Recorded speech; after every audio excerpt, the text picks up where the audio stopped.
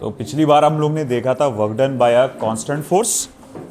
आज हमको देखना है work done bye a variable force.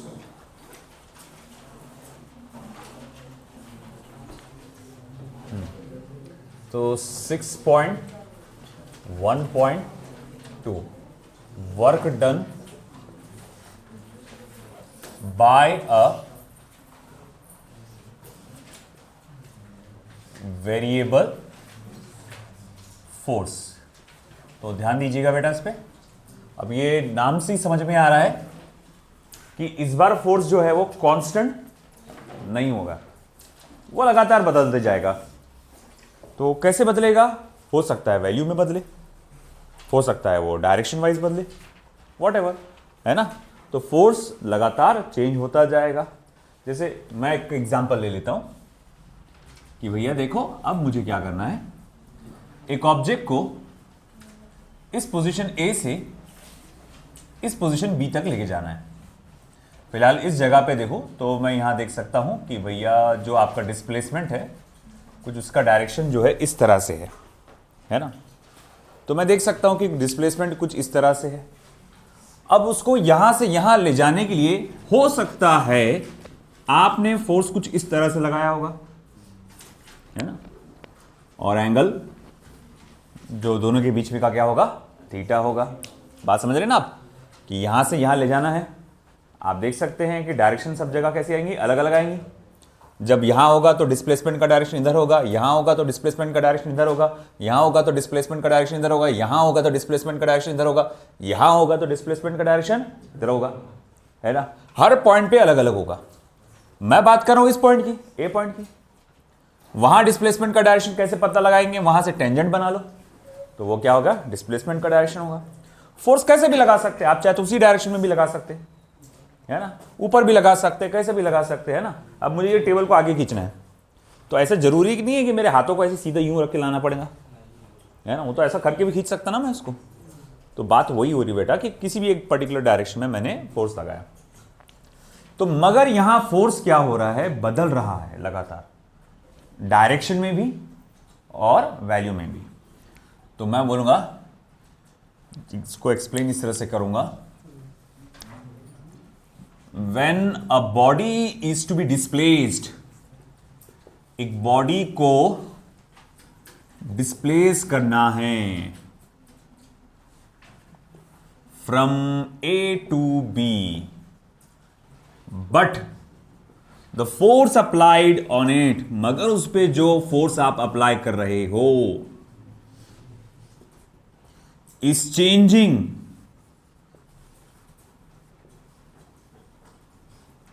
in magnitude, मगर जो उस पे आप फोर्स अप्लाई कर रहे हो वो क्या कर रहा है, चेंज कर रहा है, काय में, मैग्नीट्यूड में, यानी कि वैल्यू में, एंड डायरेक्शन, और साथ ही साथ डायरेक्शन में भी, है ना। Then work done for infinitesimal displacement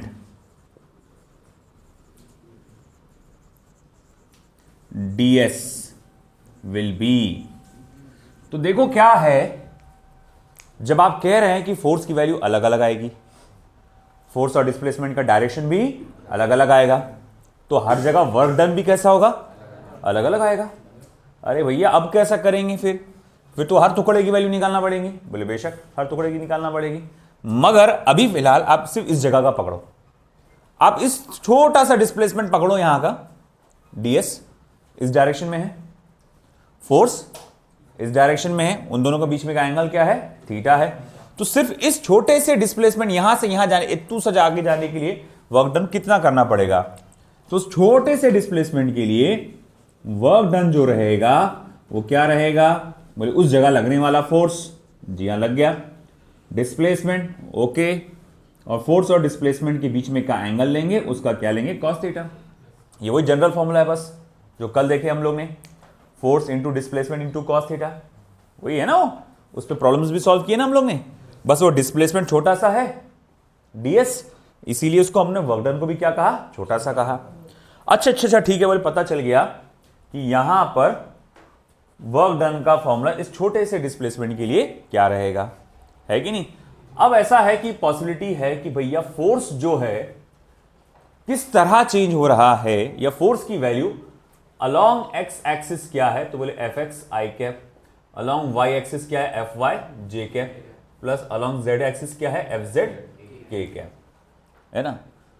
अब हो सकता है कि फोर्स जो बदल रहा है वो सिर्फ एक्स एक्सिस पे बदल रहा है, बाकी सारी वैल्यूज कैसी है, कांस्टेंट है। तो अगर वो सिर्फ एक्स एक्सिस पे बदल रहा है तो हो सकता है कि उसकी इक्वेशन कुछ ऐसी आ जाए, twice x I cap plus 3 J cap plus 5 के कैप न्यूटन। अगर आप इसको देखेंगे, है ना, ये क्या बता रहा है कि फोर्स, अब देखो इक्वेशन को देखो आप, आई कैप जे कैप के कैप, इसके साथ क्या नजर आया, ट्वाइस एक्स, जे कैप के साथ क्या नजर आया 3, के कैप के साथ क्या नजर आया। अगर आपने नोटिस किया होगा जे और के के साथ सिर्फ खालिस नंबर है, ओनली नंबर्स है, मगर आई के साथ एक्स नाम का अल्फाबेट भी है। मतलब वो क्या बताना चाह रहा है कि भैया ये क्या है, वेरिएबल, मतलब इसकी वैल्यू चेंज हो सकती है ना। तो मतलब फोर्स की वैल्यू चेंज हो रही है अलोंग एक्स एक्सिस। अगर मैं कहूंगा कि मेरा फोर्स जो है एक्स और वाई दोनों पे चेंज हो रहा है, तो twice x I cap plus thrice Y J cap, Y square भी बोल सकते हैं आप, ऐसा नहीं है जरूरी कि किस तरह चेंज हो रहा है वो बताने के लिए। जैसे मैं बोलूंगा मैं एक्स एक्सिस पे हमेशा मैं 1 मीटर आगे बढ़ रहा हूं, फोर्स डबल होते जा रहा है, 1 मीटर आगे बढ़ रहा हूं एक्स एक्सिस पे, फोर्स डबल होते जा रहा है, तो ये बताने के हिसाब से ये है ना। और अगर मैं समझो कि वाई एक्सिस पे 1 मीटर आगे बढ़ रहा हूं तो फोर्स कैसा हो रहा है, पहले तो उसका स्क्वायर हो रहा है डिस्टेंस का, और 3 से मल्टीप्लाई हो रहा है। जैसे कोई भी चीज बढ़ रही है तो कैसी बढ़ रही है वो बताने के लिए हमेशा क्या होती है, इक्वेशन। तो ये फोर्स पोजीशन के हिसाब से कैसे बदल रहा है वो बताने के लिए इक्वेशन है। अगर आप कहेंगे सर अगर 3 एक्सिस पे ट्रैवल करो, 3 एक्सिस मतलब 3 एक्सिस पे अगर वैल्यू चेंज हो रही तो 3 एक्सिस पे वैल्यू चेंज करो, थ्राइस वाई स्क्वायर जे कैप, कुछ भी डालो, कुछ भी, कोई भी जेड का कैसे भी फॉर्म डालो, मान लो 5/x डाल देता हूं मैं, है ना। ये ऐसा भी हो सकता है। इसका मीनिंग क्या, मतलब क्या हुआ कि यहां फोर्स एक्स एक्सिस पे चेंज हो रहा है सिर्फ, यहां फोर्स वाई एक्सिस पे, एक्स और वाई दोनों पे चेंज हो रहा है, यहां पर फोर्स एक्स वाई जेड तीनों पे भी चेंज हो रहा है। यहां पर वाई और जेड की वैल्यू कैसी थी, कांस्टेंट थी, यहां पर सिर्फ जेड एक्सिस की वैल्यू कांस्टेंट थी, यहां पर कुछ भी कांस्टेंट नहीं है, हर एक्सिस पे उसकी वैल्यू क्या हो रही है, चेंज हो रही है। आया समझ में आपको। तो फोर्स को इस तरह से मैं लिखा, तो मैं बोला हो सकता है फोर्स की जो भी वैल्यू आएगी कुछ भी हो सकती है वो, है ना। तो बोले हमको अभी तो वैल्यू मालूम नहीं है, तो उसको सिर्फ F X F Y F Z डाल के रख देते हैं। अच्छा, डिस्प्लेसमेंट कितना हुआ। अब डिस्प्लेसमेंट क्या है, डिस्प्लेसमेंट को आप कैसे लिखेंगे, तो मैं इसको लिखूंगा D X into I cap plus D Y into J cap plus D Z into K cap. अब बोले इसको आपने ऐसा क्यों लिखा। अब मुझे बताओ पहले तो डी एस क्या है, तो बोले डिस्प्लेसमेंट है। देखो डी एस क्या है, डिस्प्लेसमेंट। अब अगर मैं उसको ऐसा डिस्प्लेस कर रहा सिर्फ, तो ये सिर्फ कौन सी एक्सिस चेंज हो रही, एक्स एक्सिस, है ना। तो इस वक्त डी एस जो है डी एक्स के बराबर है सिर्फ। अगर सिर्फ ऐसा चेंज कर रहा तो डी वाई, और अगर ऐसा चेंज कर रहा तो डी जेड। अब इमेजिन करो मैं उसको ऐसा चेंज कर रहा, एक्स एक्सिस और वाई एक्सिस के बीच में, तो क्या क्या चेंज हो रहा, एक्स की वैल्यू भी चेंज हो रही, वाई की वैल्यू भी चेंज हो रही। मतलब ये जो डिस्प्लेसमेंट हो रहा है एक्स में भी हो रहा है, वाई में भी हो रहा है। अगर मैं ऐसा चेंज कर रहा तो वाई में भी चेंज हो रहा है और एक्स की चेंज नहीं हो रही। अगर मैं ऐसा चेंज कर रहा तो एक्स में भी चेंज हो रहा है और जेड में भी चेंज हो रहा है। और अगर मैं ऐसा चेंज कर रहा तो तीनों भी चेंज हो रहे हैं, एक्स भी चेंज हो रहा, वाई भी चेंज हो रहा, जेड भी चेंज हो रहा। तो डिस्प्लेसमेंट कैसा भी चेंज कर सकते हैं आप, सिर्फ एक्स में भी चेंज कर सकते हैं, सिर्फ एक्स और वाई में, वाई और जेड में, एक्स और जेड में, एक्स वाई जेड तीनों में। अगर किसी भी चीज को मैं आड़ा टेढ़ा ऐसा खींचता हूं, मैं ऑब्जेक्ट को डिस्प्लेस करूं, मैं चेयर को अगर मान लो एक कमरे को आप कोऑर्डिनेट एक्सिस मान के चलो, कमरे का वो कोना ओरिजिन है, ये वाली लाइन एक्स एक्सिस है, ये वाली लाइन जेड एक्सिस है, और ये ऊपर वाला लाइन वाई एक्सिस है। अब अगर चुपचाप मैं चेयर को खींच रहा हूं इधर, ऐसे रैंडमली मैंने खींच डाला, इधर खींचते हुए ला लिया, यहां पर लाके बैठ गया। अब मुझे एक बात बता, वो वहां से चेयर इधर आई, उसकी एक्स की वैल्यू भी चेंज हुई, थोड़ा ऊपर आया वो नीचे जमीन पे था, तो वाई की वैल्यू भी चेंज हुई, उसकी पुरानी पोजीशन से वो पीछे आया तो जेड की वैल्यू भी चेंज हुई। तो यानी एक्स वाई जेड तीनों की वैल्यू क्या हो रही है, चेंज हो रही है। तो ये जो डिस्प्लेसमेंट हो रहा है वो डिस्प्लेसमेंट एक्स वाई जेड तीनों मिलाकर भी हो सकता है। तो कभी कभार सिर्फ एक्स और वाई पे भी हो सकता है, तो कभी कभार सिर्फ एक्स पर भी हो सकता है। एक बात बता दूं, ज्यादातर पॉसिबिलिटी ये है कि 90% आपको जो प्रॉब्लम आएंगे वो वन डायमेंशनल आएंगे। वन डायमेंशनल आएंगे, इसका मतलब क्या, सिर्फ एक एक्सिस की वैल्यू चेंज होगी। मैंने कहा 90%, है ना। 10% ऐसे आने वाले हैं जिसमें एक्स और वाई और जेड, एक्स वाई जेड तीनों डिस्प्लेसमेंट चेंज हो रहे हैं। आई क्या बात समझ में आपको? तो ये तीनों भी चेंज होने की पॉसिबिलिटी है, मगर हम फिलहाल एक जनरल कंडीशन मान के चल रहे हैं। हम ये मान के चल रहे हैं कि डिस्प्लेसमेंट जो हो रहा है वो एक्स पर भी हो रहा है, वाई पे भी हो रहा है, जेड पे भी हो रहा है। तो अगर ऐसी बात है तो ये जो छोटा सा डिस्प्लेसमेंट आपने बोला है ये बराबर हुआ छोटे से displacement on X axis plus छोटा सा displacement on Y axis plus छोटा सा डिस्प्लेसमेंट ऑन जेड एक्सिस। समझ में आया ये कंसेप्ट? ठीक है। तो अगर हमने कहा अच्छा ठीक है भाई, आपने जैसा कि कहा कि ये वेक्टर एफ ऐसा आएगा, वेक्टर डी एक्स ऐसा आएगा, फिर मैं कहूंगा कि वर्क डन ए से लेके बी तक ले जाने में क्या लगेगा फिर? तो फिर मैं बोलूंगा therefore work done in moving the particle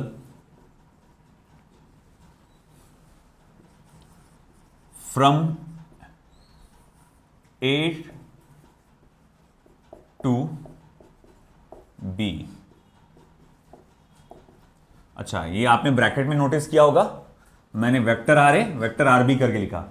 vector R ए क्या होगा? पोजीशन वेक्टर, पोजीशन बताने वाला वेक्टर, कि ये पोजीशन एक्स एक्सिस पे कितना है, वाई पे कितना है, जेड पे कितना है, ये पोजीशन एक्स पे कितना है, वाई पे कितना है, जेड पे कितना है, वो तो उसको कैसे कैलकुलेट करेंगे? हमारे पास जब भी एक छोटी सी चीज़ की वैल्यू दी रही और हमको एक बड़े लेवल पे वैल्यू निकालना रहा हो तो हम क्या करते हैं? इंटीग्रेशन का इस्तेमाल करते हैं। तो हम यहाँ अगेन इंटीग्रेशन का इस्तेमाल करेंगे। देखो, work done is equals to,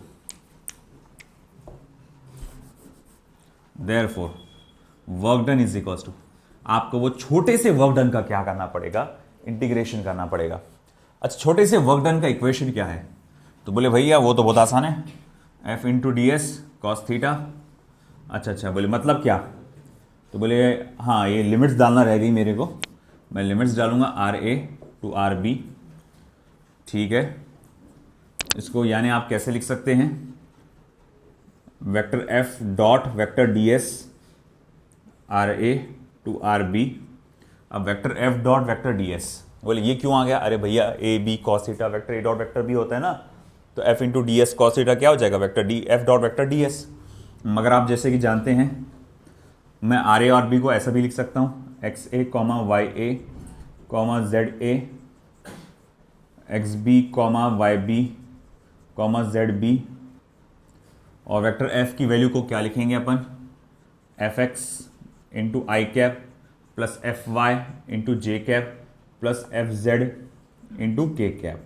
इसका डॉट प्रोडक्ट किसके साथ होगा? तो बोले वेक्टर डी एस को क्या लिख सकते हैं आप? D X into I cap plus D Y into J cap plus D Z into K cap.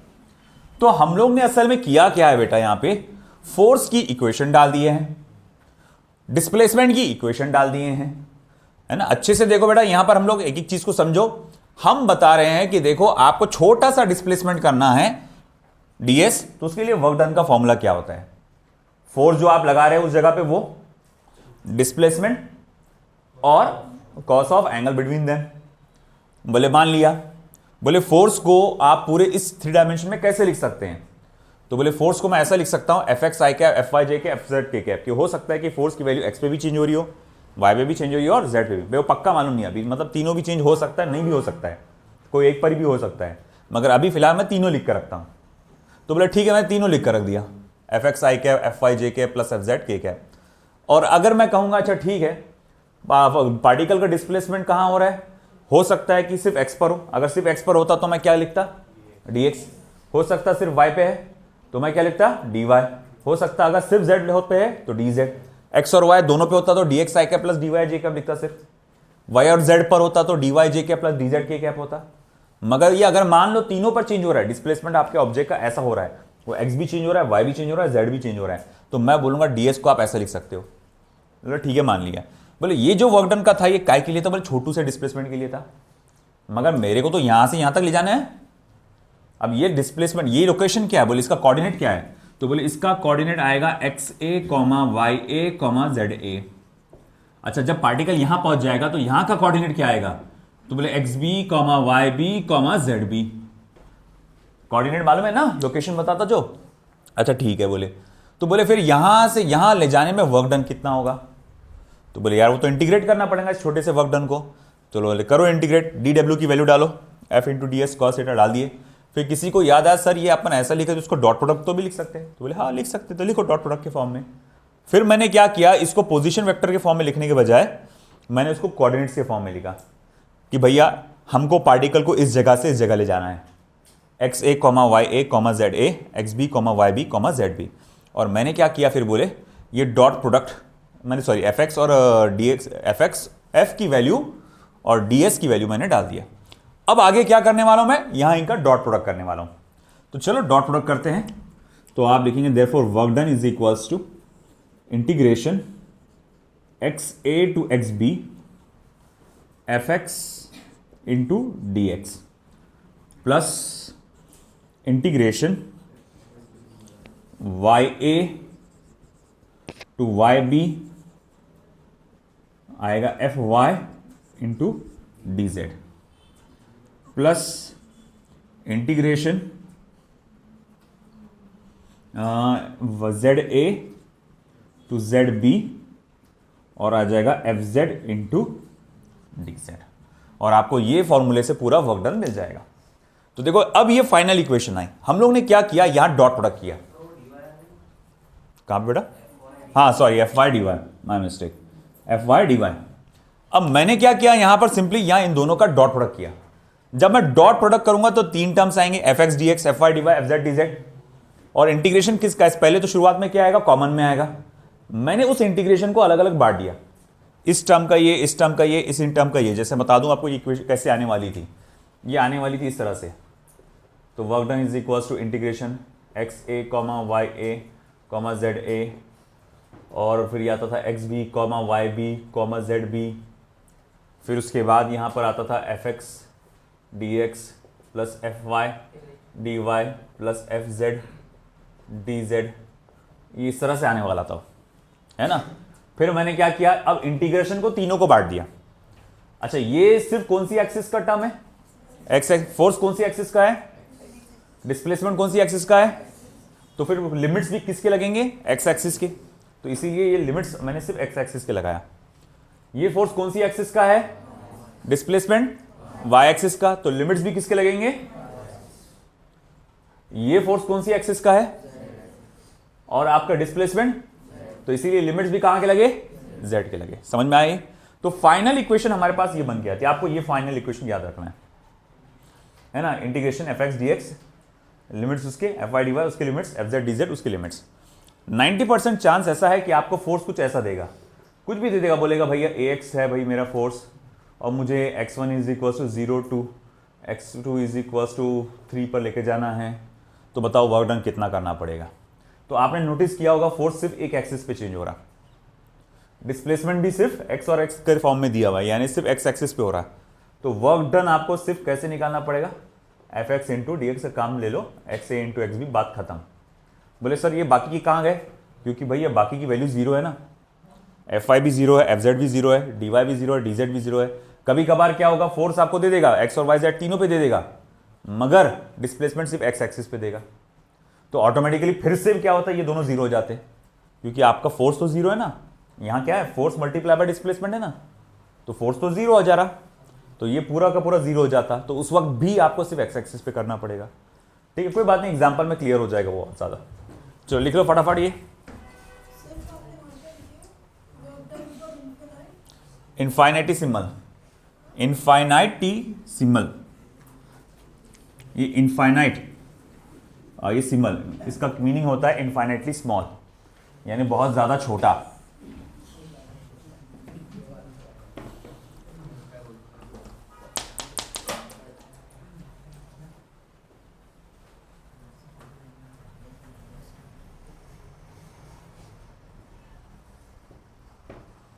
क्या अमजद, अमजद का अमजद,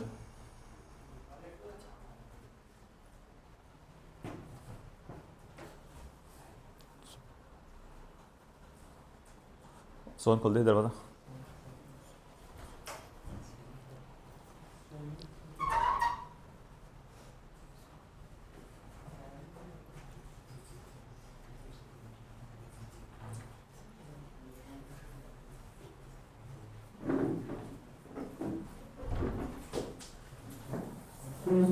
लेफ्ट साइड का हो गया,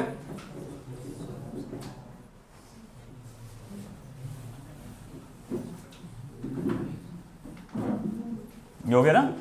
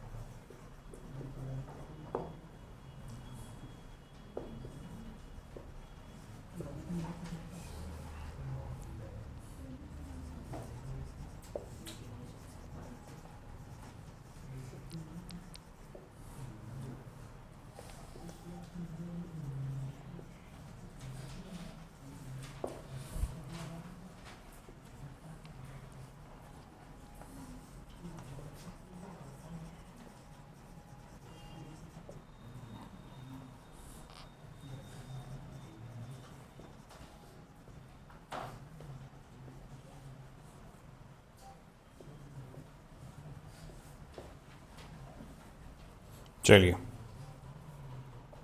try for this a moment.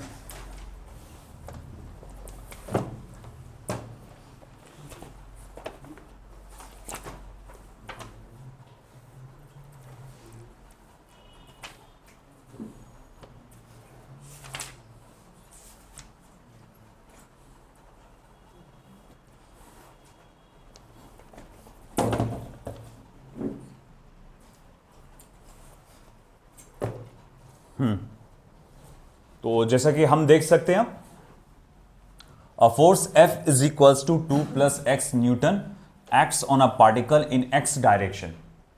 तो फोर्स जो है वो सिर्फ एक्स एक्सिस पे बदल रहा है ना, और उसका डायरेक्शन भी सिर्फ एक्स एक्सिस पे है। Find the work done by this force during the displacement. Displacement कहां से कहां हुआ, x is equals to 1.0 metre to x is equals to 2.0 metre. जैसे मैंने कहा था कि 90% ऐसे प्रॉब्लम्स होते हैं जो सिर्फ एक ही एक्सिस पे होते हैं, है ना, तो उसी का पार्ट है। तो उसको सॉल्व कैसे करेंगे, बहुत आसान है यार, कुछ भी नहीं है, बस आपको इंटीग्रेशन आना चाहिए और कुछ नहीं। वही तो प्रॉब्लम है सर, है ना, इंटीग्रेशन ही नहीं आता है। तो देखो भाई, अब होगा क्या, यहां पे मैं यहां लिमिट्स डालूंगा x की, मान लो x1 से x2 तक, और ये फोर्स की वैल्यू आएगी fx into D x. Okay, चलो देखते हैं फिर लिमिट्स क्या है। तो बोले 1 से लेकर 2, फोर्स की वैल्यू क्या है 2 प्लस एक्स मल्टीप्लाई बाय छोटा सा डिस्प्लेसमेंट अलॉन्ग एक्स एक्सिस। अब यहां दो टर्म्स है तो इंटीग्रेशन दोनों में बटेगा, है ना, 2 इंटू डी एक्स 1 से लेकर 2, और x इंटू डी एक्स 1 से लेकर 2।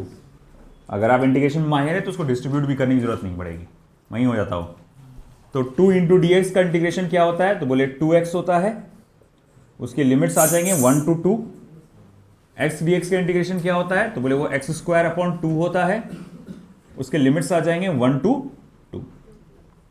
फिर आपको करना क्या है, इनकी वैल्यूज डालना है। तो 2 मल्टीप्लाई बाय एक्स की वैल्यू अपर लिमिट डालो 2 और लोअर लिमिट -1, प्लस 1/2 को अलग करो, 2 मल्टी एक्स का स्क्वायर यानी कि 2 का स्क्वायर माइनस 1 का स्क्वायर। अब 2 - 1 क्या होता, 1, 2 मल्टीप्लाई बाय 1 2, 4 माइनस 1 क्या होगा 3, तो हो जाएगा +3/2। अब 2 + 3/2 कितना होगा भैया, 7/2। तो भैया ये कुल मिला के हो जाएगा, मैं यहां लिख देता हूं, देखो वर्क डन इज इक्वल हो जाएगा 7/2 जूल्स, यानी 3.5 जूल्स।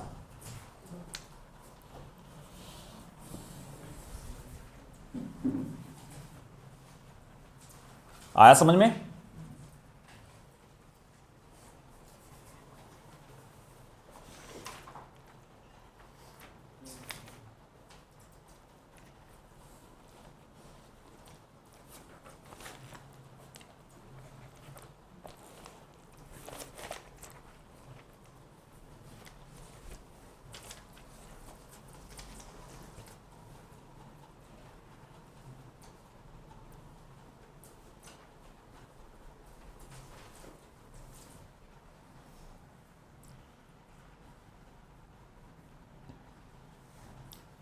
तो सिर्फ ये टर्म से काम चल गया एफ एक्स डी एक्स से, इसका काम ही नहीं पड़ा F I D Y F Z D Z का, क्योंकि भैया वहाँ पर फोर्स ज़ीरो था और डिस्प्लेसमेंट भी नहीं हुआ वहाँ पे।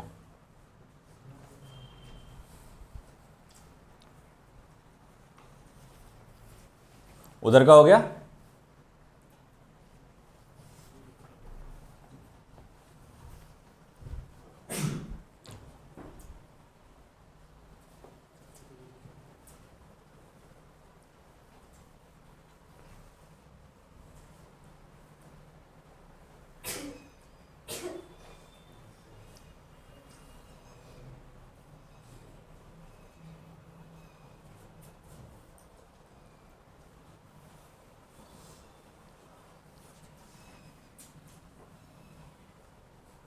चलिए next problem.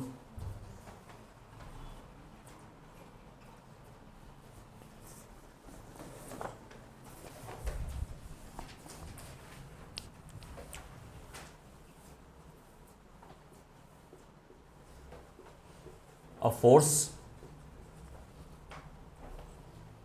F equals to twice x plus 3x square Newton acts on a particle in x direction. Find the work done by this force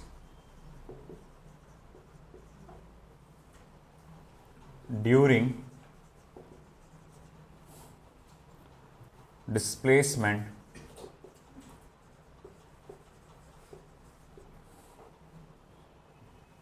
x equals to 1.0 meter to x equals to 2.0 meters। चलिए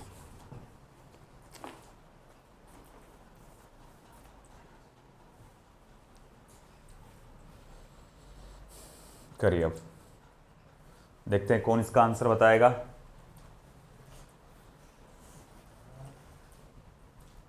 again जैसे मैं देख सकता हूं यहां पर भी force जो है सिर्फ एक्स एक्सिस पे है, सिर्फ एक्स पे वेरी कर रहा है। डिस्प्लेसमेंट भी जो दिया गया है सिर्फ एक्स पर दिया है, तो सिर्फ पहला वाला पार्ट जो था एफ एक्स डी एक्स से काम चल जाता है।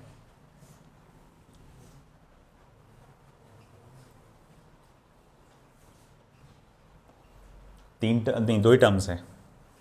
इंटीग्रेशन का फॉर्मूला याद होना ज़रूरी है बस, बाकी सब आसान है।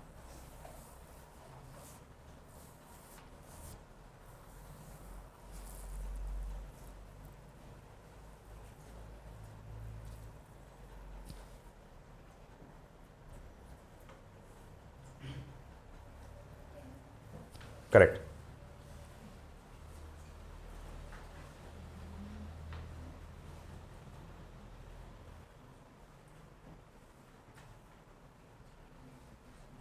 कौन?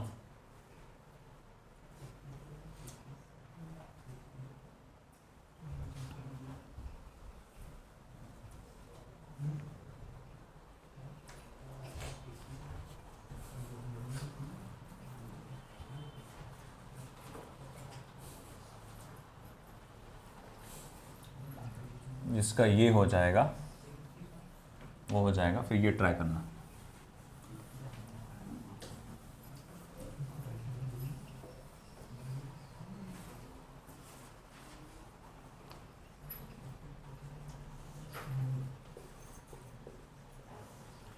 Position dependent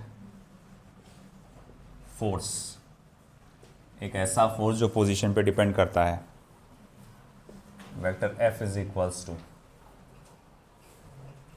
7 minus twice X plus thrice of X square newton acts on a small object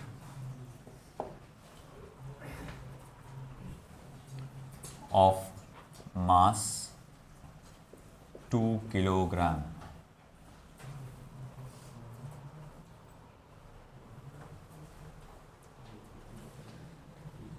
to displace it from x equals to 0 meters to x equals to 5 meters. The work done in joule is, तो work done को पता लगाइए। चलिए वहां क्या हुआ, आया answer आप किसी का? 21 नहीं आती, 21 आता, सॉरी 21 10 आता 10 आता 10 आएगा। 10 आया सोन? कितने लोगों का 10 आया? 2 ही लोगों का। अरे इंटीग्रेशन नहीं आता रहे तुम लोग को, भूल गए तुम। लाहौल विला कुव्वत नालायको, इंटीग्रेशन भूल गए तुम।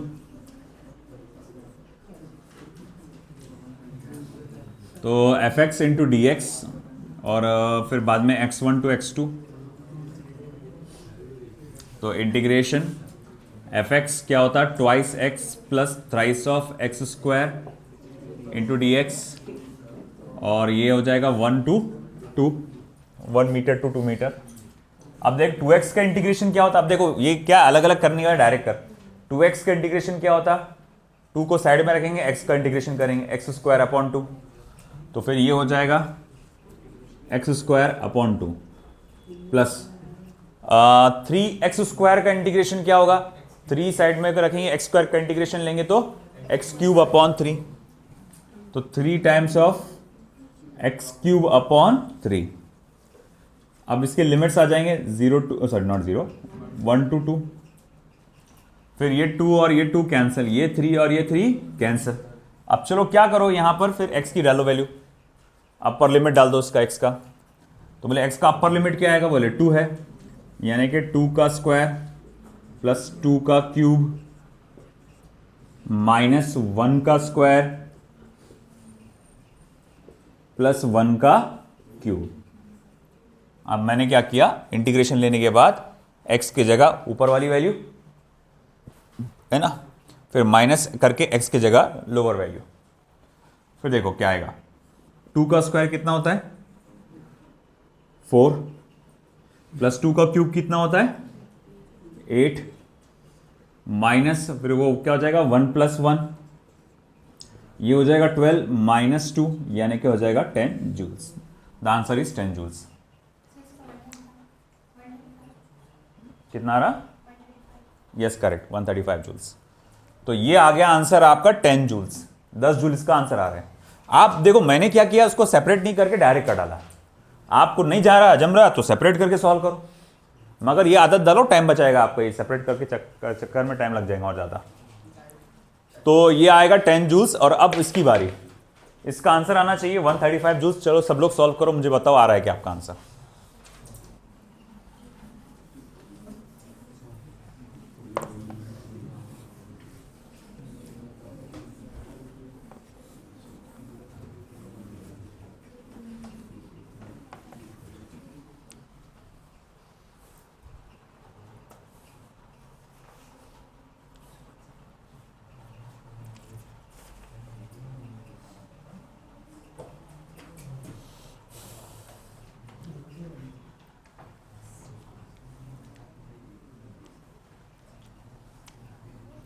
फिर से वही हाल है यहां पे,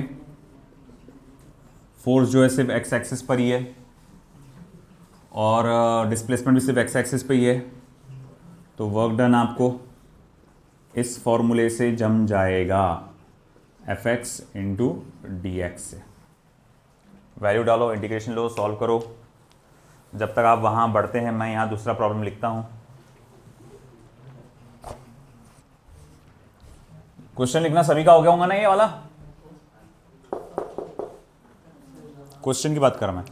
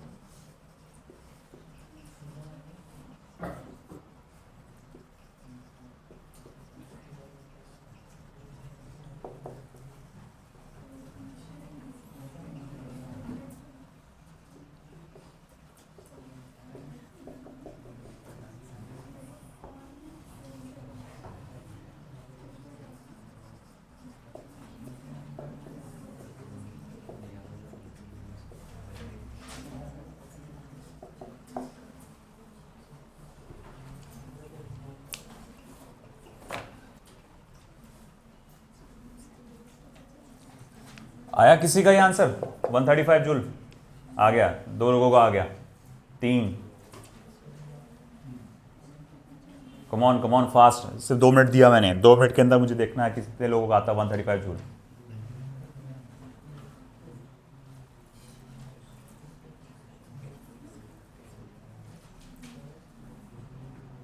आज डीपीपी लेते जाना वर्क की याद से।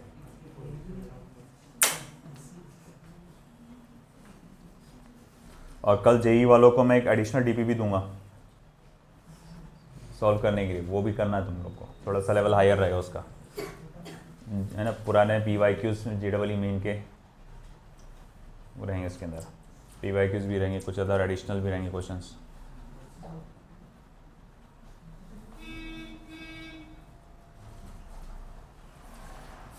चलो, तो जैसे कि हमने देखा कि फोर्स की वैल्यू क्या है मेरे पास, 7 minus twice X plus thrice of X square. इसका इंटीग्रेशन करना है from the limit 1 to 0 to 5। अब क्या करेंगे, चलो उसको इंटीग्रेट करते हैं। 7 dx का इंटीग्रेशन क्या हो जाएगा, 7x माइनस 2x का इंटीग्रेशन क्या हो जाएगा, x square upon 2 plus 3x square का इंटीग्रेशन क्या हो जाएगा, एक्स क्यूब अपॉन 3। लिमिट्स आ जाएंगे 0 टू 5। देखो यहाँ तो ये 2 कैंसिल हो जाएगा। अब ऐसा है कि चलो वैल्यू डालो, अपर लिमिट डालो पहले, 7 मल्टीप्लाई बाय 5 माइनस 5 का स्क्वायर जो कि होता है 25 प्लस 5 का क्यूब जो कि कितना होता है 125 माइनस फिर लोअर लिमिट डालो, x की जगह 0 0 0 0, पूरा का पूरा क्या हो जाएगा, 0 ही हो जाएगा। ये हो जाएगा 35 माइनस 25 कितना होता है 10 प्लस 125 कितना हो जाएगा 135 joules. This will be the answer. अब उधर जाओ, वो सॉल्व करके दिखाओ। अल्फाबेटिकल आंसर आएंगे इसमें।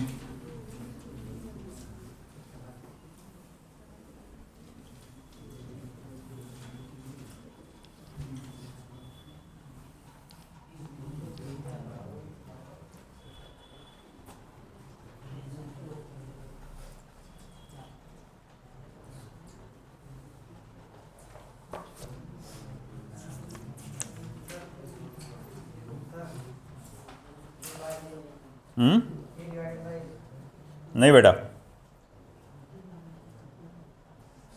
k डिवाइडेड बाय a ना, नहीं, फिर से ट्राई कर।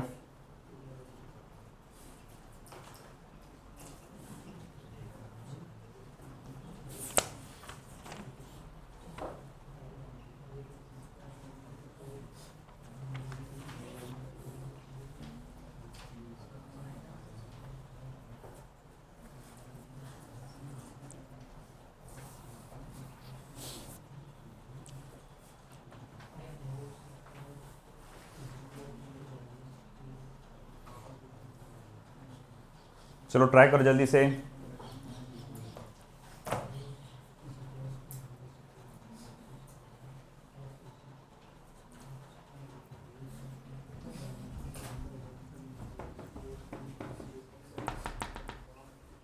पानी पानी है, पानी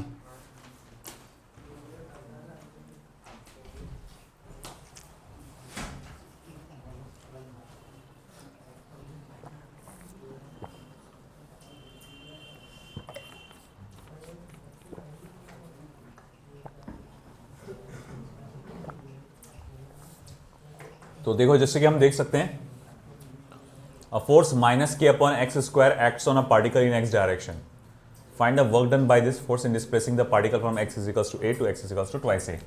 फोर्स सिर्फ x एक्सिस पे चेंज हो रहा है और लिमिट्स भी सिर्फ और सिर्फ x एक्सिस के हैं। तो फिर से वही खेल जो अब तक होते आ रहा है कि भैया वर्क डन जो रहेगा आपका वो आएगा integration of F X into D x और लिमिट्स आ जाएंगे आपके x1 टू x2। चलो एफ एक्स की वैल्यू क्या है, force acting along x axis कितना है, तो बोले वो minus k upon X square है। अच्छा ठीक है, इंटू डी एक्स। और x की वैल्यू क्या है, a से लेके ट्वाइस a।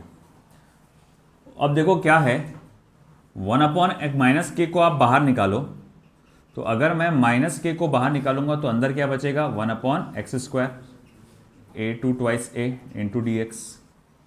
फिर उसके बाद सवाल उठता है कि 1/x² का इंटीग्रेशन क्या होता है, तो -1/x होता है ना, मालूम है कि नहीं, नहीं मालूम, तुम्हारे को कुछ नहीं आता रे।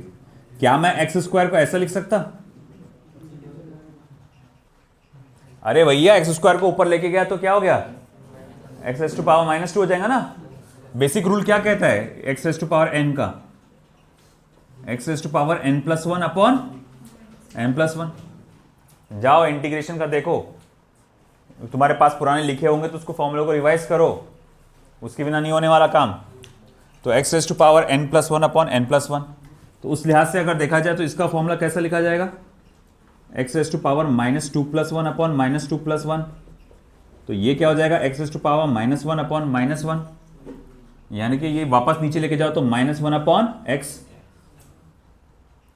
1/x² का इंटीग्रेशन क्या होता है, -1/x। 1/x² का इंटीग्रेशन -1/x। और याद है मैंने बताया था उस वक्त कि डेरिवेटिव का उल्टा रहता, 1/x का डेरिवेटिव -1/x² है, तो 1/x² का इंटीग्रेशन -1/x आएगा, है ना।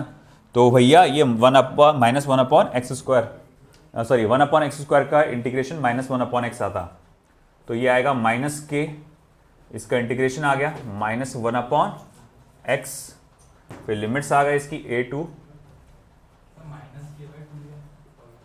-k/2 करेक्ट, माइनस आएगा क्या, हाँ बराबर माइनस आएगा। अब देख ये जब तू उसको मल्टीप्लाई करेगा, या फिर चलो -k को इधर रख साइड में, या माइनस साइन को इधर दे दे, तो ये प्लस हो जाएगा। फिर क्या बचेगा यहाँ पर, 1/2a -1/a। x की जगह डाला मैंने अपर लिमिट और x की जगह डाला मैंने लोअर लिमिट, और ये वाले माइनस साइन को इधर दे दिया, तो ये माइनस और ये माइनस मिलकर क्या हो गए, प्लस। अब 1/2a -1/a है ना, हाफ -1 क्या होता है, -1/2 होता है। तो इस हिसाब से अगर देखा जाए तो वर्क डन का फॉर्मूला क्या बना फिर, तो k मल्टीप्लाई बाय -1/2a बना। तो थोड़ा अच्छे से लिखो उसको, k को अंदर मल्टीप्लाई करके, तो वो क्या बनेगा, -k/2a। This will be the answer, -k/2a।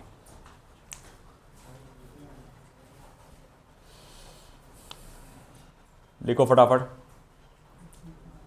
हर एक प्रॉब्लम को घर पे जाके फिर से ट्राई करेंगे आप लोग, है ना, ये आपका होमवर्क है। फिर से एक बार बिना देखे कोशिश करेंगे आप उसको सॉल्व करने की शाम में।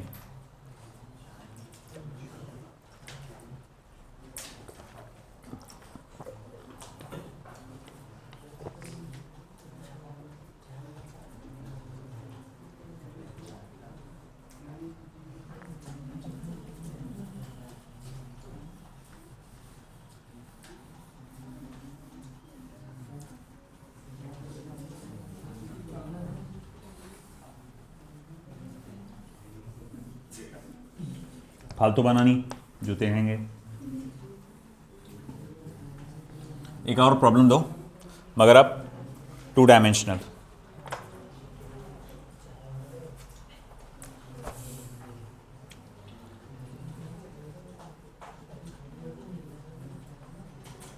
An object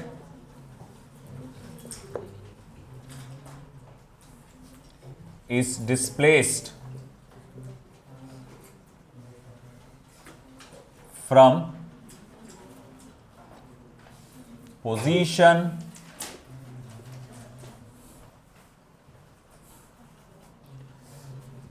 vector r1 equals to 2i cap plus 3j cap meters to vector r2 equals to 4i cap plus 6j cap meters under a force vector f equals to thrice of x square I cap plus twice y j cap Newton।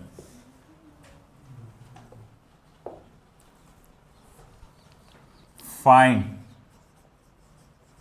The work done by this force. इस force के कारण कितना work done होगा वो calculate करो। तो देखो अभी इस बार अनलाइक बिफोर, पिछली बार जो क्या हो रहा था कि सारे फोर्सेस जो है सिर्फ एक्स एक्सिस पे वैरी कर रहे थे, सारे के सारे फोर्सेस सिर्फ फंक्शन ऑफ एक्स थे। मगर यहां देखो अब गौर से, एक्स पर भी वैरी कर रहा और वाई पे भी वैरी कर रहा। पोजीशन जो आप देख सकते हैं, डिस्प्लेसमेंट जो है वो भी एक्स पर भी है और वाई पे भी है, दोनों भी देख सकते हैं। तो ये 2 डायमेंशनल आ गया अब। तो मतलब इस बार आपको वर्क डन कैसे कैलकुलेट करना पड़ेगा? तो इस बार आपको वर्क डन कैलकुलेट करना पड़ेगा इस तरह से, F X into D X, x1 to x2 plus F Y into D Y, y1 to y2। चलो करो, देखते किसका आंसर सही आता। हो जा शुरू।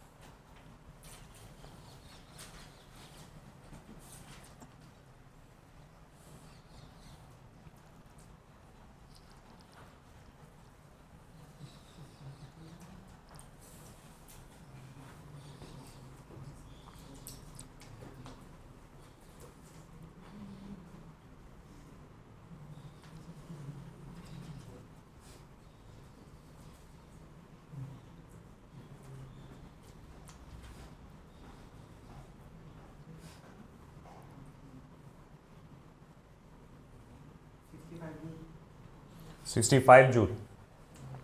No, wrong answer.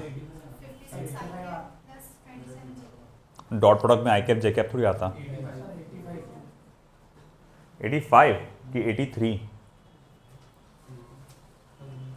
चलो देखते हैं। तो चलो यहां x1 टू x2, x1 की वैल्यू क्या है 2 और x2 की वैल्यू क्या है 4, है ना। x एक्सिस पे कितना था पहले 2 था, फिर बाद में x एक्सिस पे कितना है 4। तो इंटीग्रेशन आपको 2 से लेकर 4 के बीच में करना है। फोर्स अलॉन्ग x एक्सिस कितना है, तो बोले 3x² है dx प्लस, अब इसी तरह से integration from y1 to y2, y पे क्या वैल्यू है 3, y पे क्या वैल्यू है 6। तो भैया initial position on y is 3 और final position on y is 6, और एफ वाई क्या है ट्वाइस y dy। अब 3x² dx का इंटीग्रेशन क्या हो जाएगा 3x³ अपॉन 3, और उसके लिमिट्स आ जाएंगे 2 to 4, 83 आ रहा ना, प्लस 2, y का इंटीग्रेशन आ जाएगा y² अपॉन 2 और लिमिट्स आ जाएंगे 3 to 6। अब ये 3 और ये 3 हो जाएगा कैंसिल, ये 2 और ये 2 सॉरी इसको कैंसिल कर दिया मैंने, ये 2 हो जाएगा कैंसिल। अब आगे क्या, x में उसकी upper limit minus lower limit करो।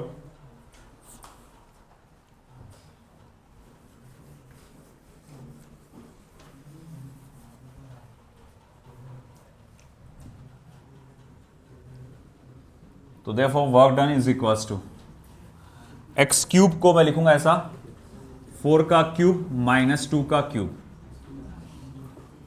प्लस y का स्क्वायर है तो 6 का स्क्वायर माइनस 3 का स्क्वायर। 4 का क्यूब कितना होता है 64 और 2 का क्यूब कितना होता है 8, 6 का स्क्वायर होता है 36 माइनस 9। 64 में से 8 गया कितना बचेगा 56, और 36 में से 9 गया कितना बचेगा 27, 83 joules। This will be your final answer, 83 joules।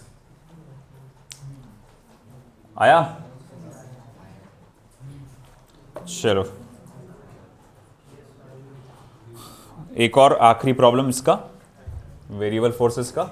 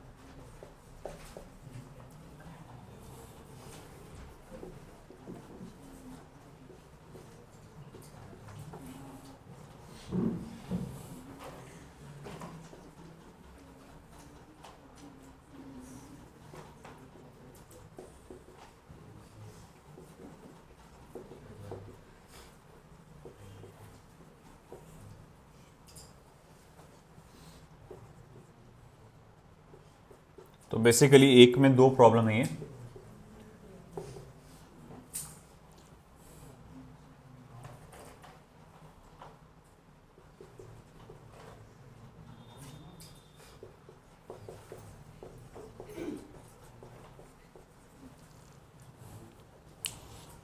अच्छा, गो फॉर इट।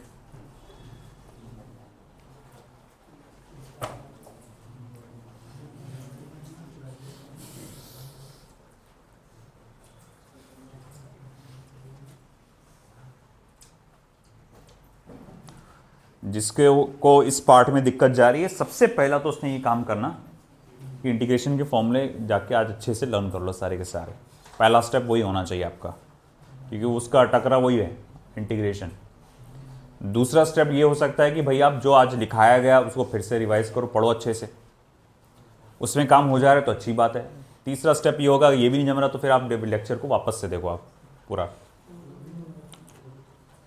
फिर भी नहीं हो रहा तो फिर स्ट्रीम बदल दो, आर्ट्स ज्वाइन कर लो। आप गलत जगह आ गए हो।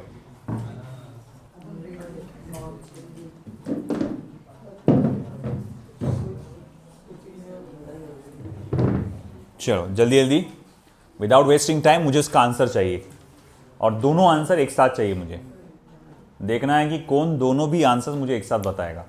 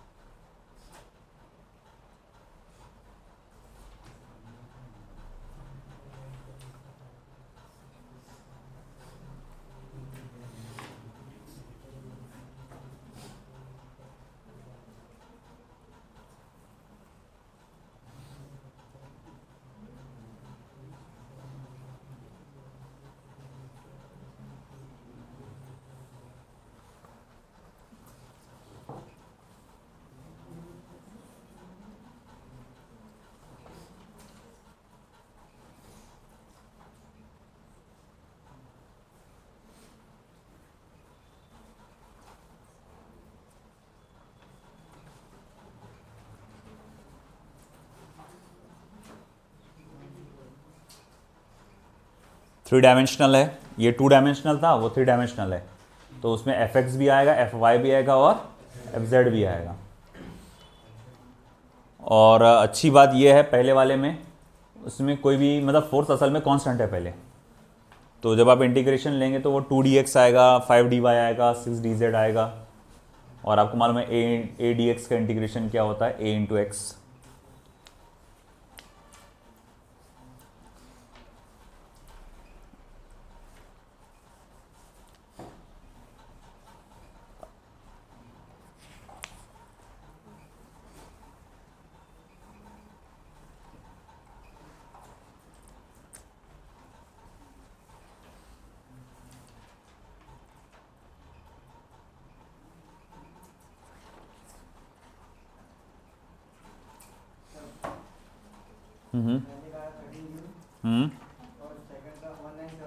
Correct, perfect answer.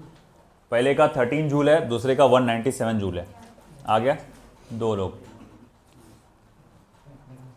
चलो 2 मिनट देता हूं मैं, देखता हूं और किसी का आता है क्या आंसर।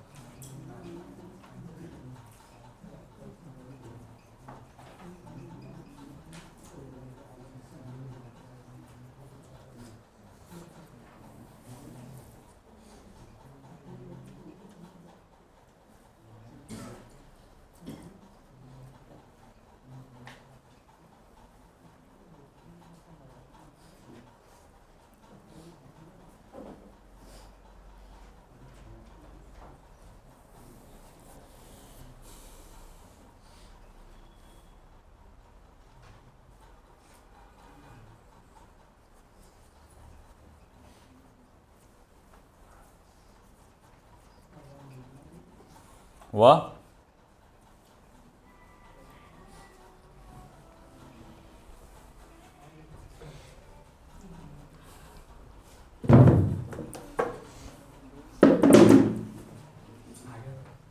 आ गया, गुड।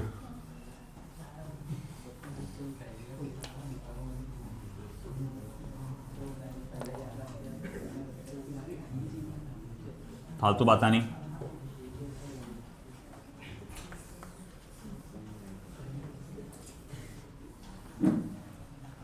तो सबसे पहले पार्ट का देखते हैं हम लोग।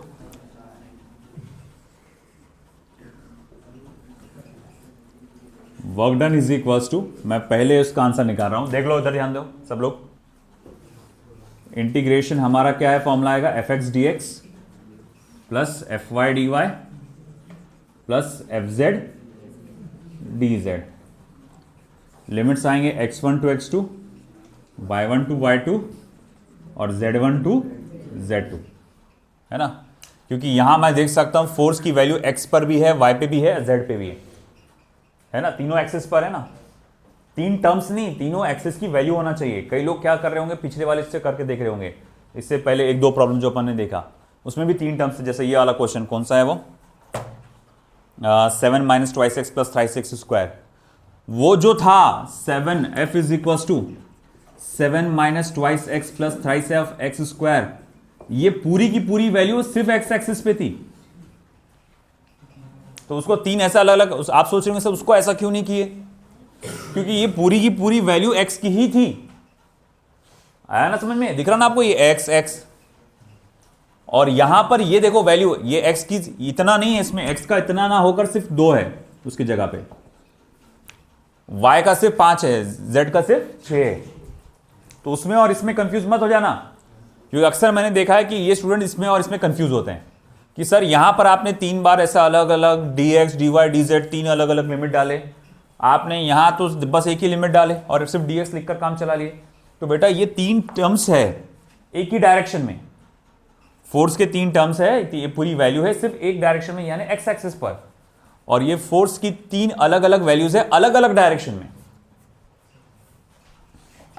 तो चलो ठीक है भाई, अब आगे क्या होगा फिर, एक्स एक्सिस पे कितना फोर्स है, तो बोले 2, डिस्प्लेसमेंट अलोंग एक्स एक्सिस, उसका लिमिट डाल दो, कहां से कहां है बेटा, एक्स का लिमिट कहां है, 1 से लेकर 2 तक, प्लस वाई एक्सिस पे कितना फोर्स है 5 dy, उसका लिमिट कहां से कहां आ रहा, 2 से लेकर 3 तक, तो 2 से लेकर 3 तक।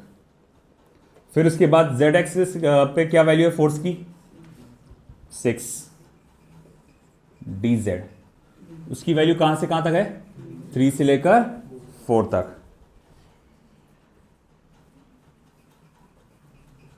चलिए अब करो, 2dx का इंटीग्रेशन क्या होगा, 2x, लिमिट्स आ जाएंगे 1 to 2। 5dy का इंटीग्रेशन क्या हो जाएगा, 5y, लिमिट्स आ जाएंगे 2 to 3। 6dz का इंटीग्रेशन क्या हो जाएगा, 6z, लिमिट्स आ जाएंगे 3 to 4। अब आगे 2 मल्टीप्लाई बाय x का क्या आएगा, 2 - 1 plus 5 multiply by 3 - 2 plus 6 multiply by 4 - 3। अब इसमें हर एक की वैल्यू 1 आती है ब्रैकेट में, तो बचेगा क्या, 2 + 5 + 6, तो 2 + 5 + 6 कितना होता है, 13 जूल।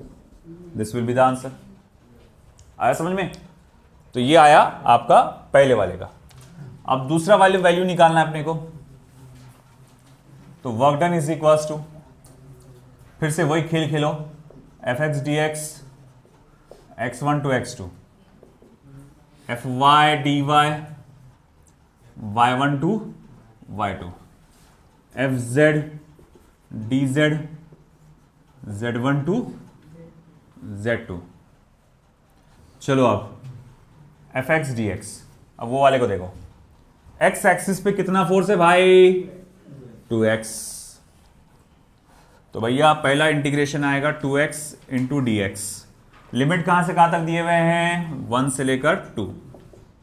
दूसरा y एक्सिस पे कितना फोर्स है भाई, 3y² dy, लिमिट्स कहां से कहां तक दिए हैं, 2 से लेके 3 तक। तीसरा क्या है भैया, 4z³ dz, और लिमिट्स कहां से कहां है भाई, 3 से लेकर 4 तक। चलो अब इंटीग्रेशन करो, 2 को बाहर, x का इंटीग्रेशन क्या होता है, x² 1 to 2 लिमिट्स। 3 को बाहर, y² का इंटीग्रेशन क्या होता है, y³ लिमिट्स आ जाएंगे 2 to 3।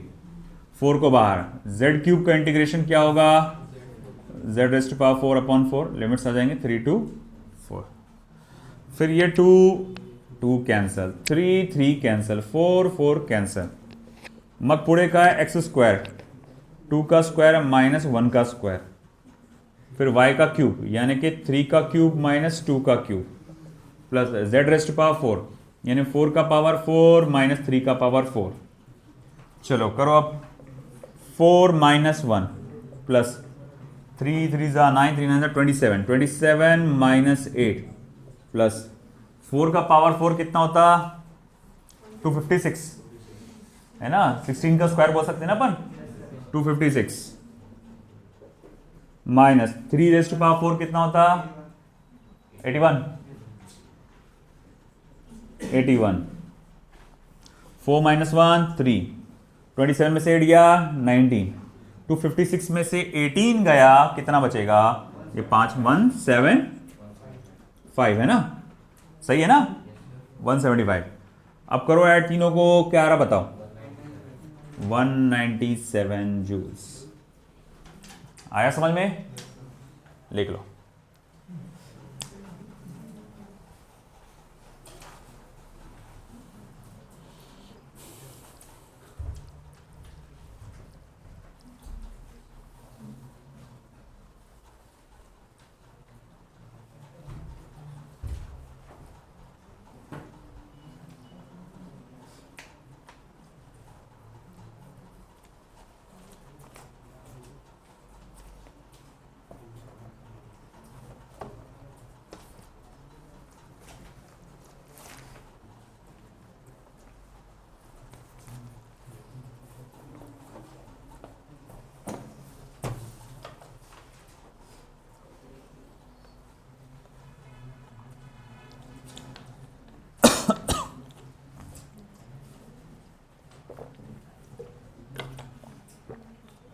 तो ये था work done bye a variable force.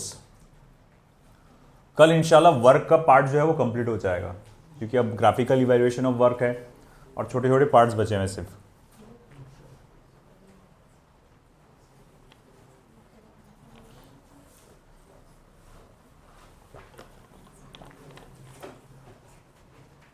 याद से आप लोग क्या करेंगे, पहला काम आज जाके सारी चीज़ों को अच्छे से रिवाइज करेंगे। मेरे को ढीला काम नहीं चाहिए, समझ रहा ना सभी को, है ना। और दूसरी बात, कल हम लोग जब ये करेंगे मैं इस पर कुछ क्वेश्चंस पूछूंगा ओरली, आओ वो मैं तरीके से पूछूंगा, मेरे तैयारी रखो अच्छे से पूरी।